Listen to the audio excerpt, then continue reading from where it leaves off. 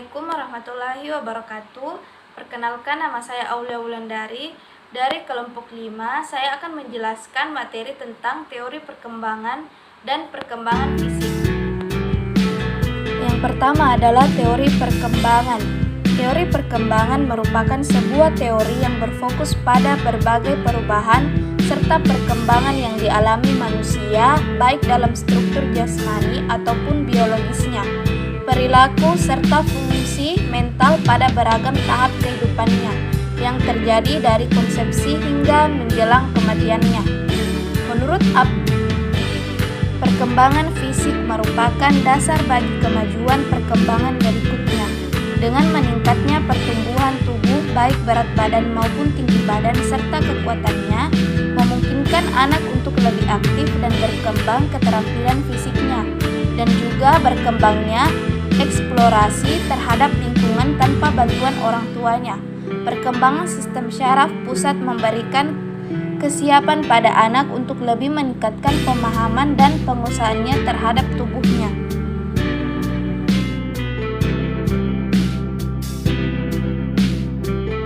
Assalamualaikum warahmatullahi wabarakatuh. Saya Putri Humaira, kelompok 5 pemahaman peserta didik, akan membawakan materi tentang teori perkembangan emosional dan moral. Teori perkembangan emosional. Perkembangan emosional memiliki beberapa konsep dan topik utama yang sering termasuk dalam materi mengenai perkembangan emosional peserta didik. Yang pertama, pengenalan emosi. Mengajarkan anak-anak untuk mengenali dan menamai emosi yang berbeda, baik dari diri sendiri maupun pada orang lain. Kedua, ekspresi emosi yang sehat. Teknik ekspresi emosi yang tepat itu mampu mendorong anak-anak untuk mengekspresikan perasaan mereka dengan cara yang konstruktif dan sosial. Empati dan keterampilan sosial mampu mendorong pemahaman dan kepekaan terhadap emosi orang lain. Selanjutnya, ketahanan emosional mampu mengembangkan ketahanan emosional melalui pemahaman bahwa kegagalan dan kekecewaan adalah bagian dari proses belajar. Kesadaran diri dan pengendalian diri mampu membantu anak-anak memahami kekuatan, kelemahan, dan preferensi mereka sendiri dengan cara mengenal diri sendiri. Pendidikan karakter dan nilai-nilai mengembangkan karakter mampu menanamkan nilai-nilai seperti kejujuran, kebaikan, tanggung jawab, dan rasa hormat. Adapun materi perkembangan moral juga mencakup beberapa konsep, yaitu nilai dan norma. Pengenalan nilai moral mengajarkan nilai-nilai seperti kejujuran, kebaikan, keadilan, dan rasa hormat terhadap orang lain. Pengambilan keputusan moral mengajarkan anak-anak cara membuat keputusan yang bijaksana melalui pemikiran kritis dan empati. Empati dan perilaku peduli mengembangkan empati mendorong anak-anak untuk memahami dan berbagi perasaan orang lain. Tanggung jawab dan partisipasi sosial mampu mengajarkan bagaimana pentingnya bertanggung jawab atas tindakan sendiri dan berkontribusi pada masyarakat. Dan terakhir, menghormati perbedaan. Toleransi dan inklusivitas mengajarkan bagaimana pentingnya menghormati dan menerima perbedaan antar individu dan kelompok.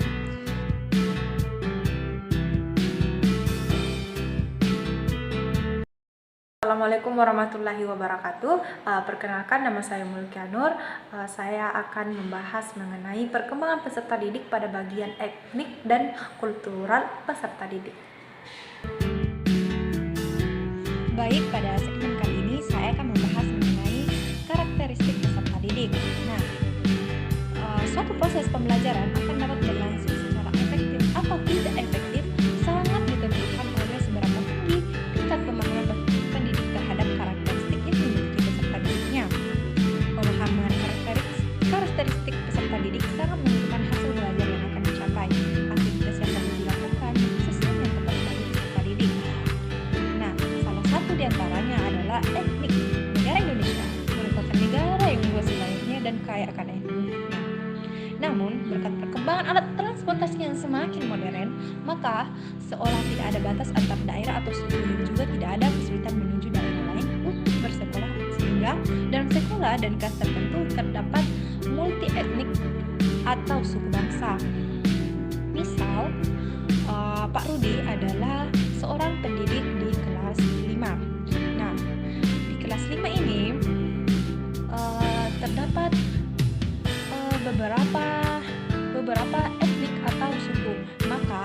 tugas Pak Rudi adalah mengajar dengan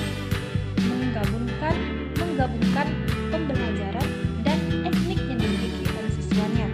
Tapi ketika murid atau peserta didik Pak Rudi adalah dalam satu kelas itu terdapat satu etnik saja, misal etnik Sunda, maka itu bukan merupakan suatu masalah besar bagi Pak Rudi.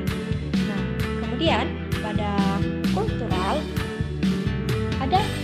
terdapat pula karakteristik peserta didik berdasarkan kulturalnya. Nah, kultural yang dimaksud di sini adalah budaya. Nah, sebagai peserta didik kita harus mengetahui budaya atau budaya yang terdapat pada siswanya. Misal Bu Eki adalah seorang guru yang mengajar di Jawa. Nah, tentu di Jawa itu terdapat banyak sekali kultural, dimulai dari kultural tentang norma, tentang keagamaan, adat istiadat, dan lain sebagainya. Nah, kemudian ketika Bu Eki mengajar, dia harus menggabungkan pembelajaran dan budaya yang atau bisa juga mengambil budaya yang ada pada Jawa, sehingga murid lebih mudah untuk memahami pembelajaran dalam kelas. Maka tugas sebagai seorang guru adalah berusaha untuk menggabungkan antara pembelajaran dengan budaya yang dimiliki oleh siswanya, agar siswanya semakin paham dan mudah untuk paham pada materi yang dijelaskan.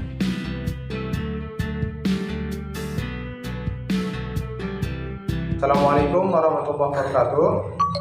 Perkenalkan, nama saya Emil Akbar, biasa dipanggil Akbar. Di sini saya akan melanjutkan sedikit teori dari materi mata kuliah pengembangan.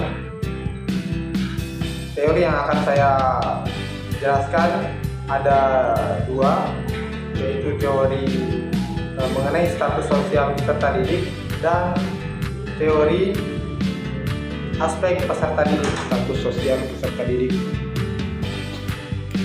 Pada dasarnya manusia diciptakan Tuhan dengan diberi rezeki seperti berupa pekerjaan, kesehatan, kekayaan, kedudukan, dan penghasilan yang berbeda-beda.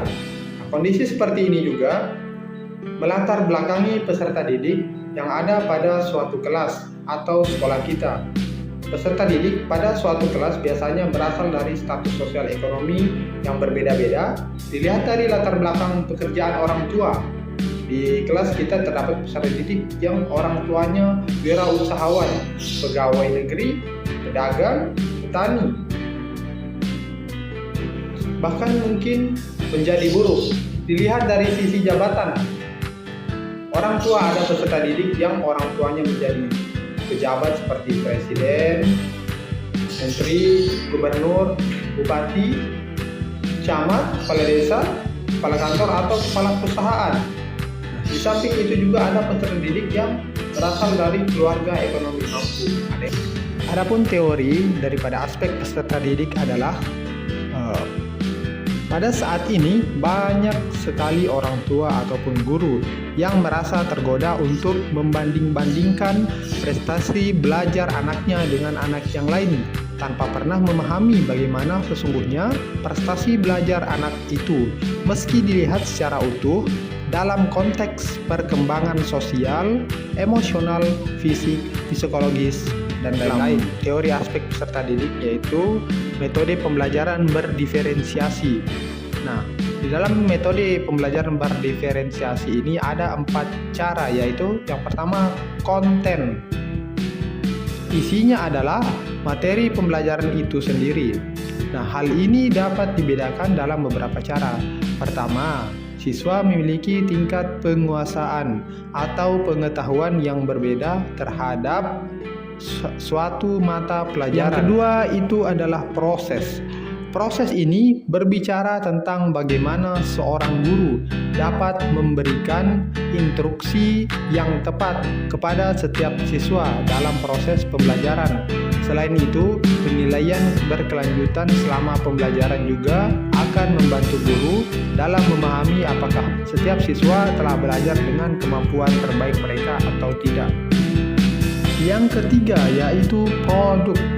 Aspek ini melibatkan metode yang digunakan oleh guru dalam mengetahui tingkat penguasaan materi atau bahan ajar dari setiap siswa.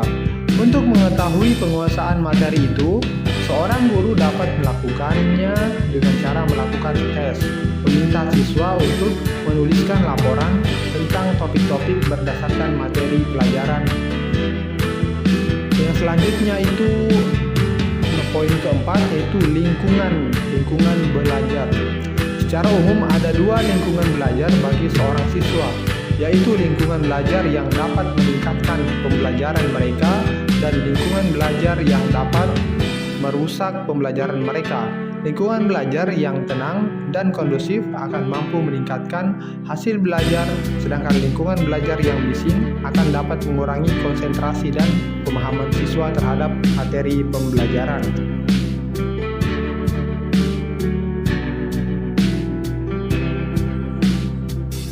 Assalamualaikum warahmatullahi wabarakatuh. Perkenalkan, nama saya Sriani. Saya merupakan mahasiswa Universitas Terbuka Mandiri PTG PGSD 2022-2021. Selanjutnya yaitu kesiapan peserta didik.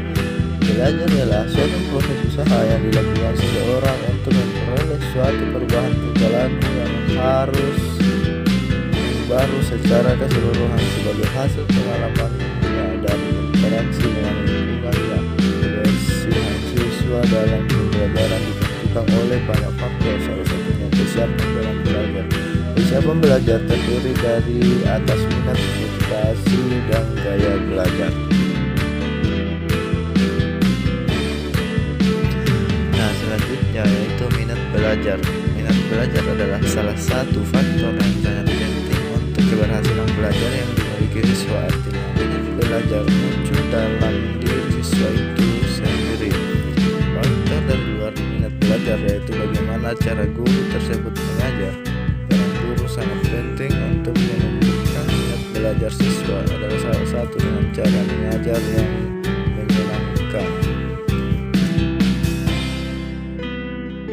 Assalamualaikum warahmatullahi wabarakatuh. Perkenalkan, nama saya Aswad, salah satu mahasiswa Universitas Terbuka Majene, prodi PGSD gelombang pertama 2024. Jadi, motivasi merupakan kegiatan yang menjadi pendorong pada beberapa orang percaya bahwa kegagalan belajar peserta didik di sekolah hanya disebabkan karena kemampuan otaknya rendah atau tingkat inteligensinya rendah.